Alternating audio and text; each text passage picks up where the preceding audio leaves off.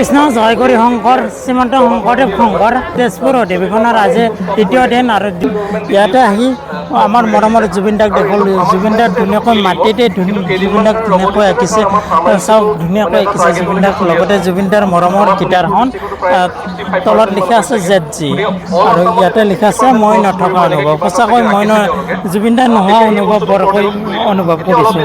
আপুনি যেনে আমাৰ মাজত নাই।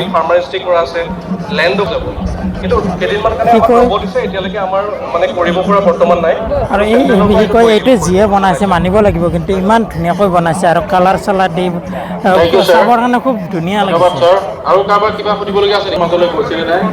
বিশেষকৈ এয়া হ'ল জুবিনদাৰ অনুৰাগীৰ মৰম আৰু ভালপোৱা। এই মৰম আৰু ভালপোৱা যাতে সদায় জীয়াই ৰাখে তাকে কামনা কৰিলে আজিৰ এই মিনি ব্লগ ৰিলছটো ইয়াতে শেষ কৰিলোঁ। জয় জুবিন দা, জয় গুৰু শংকৰ।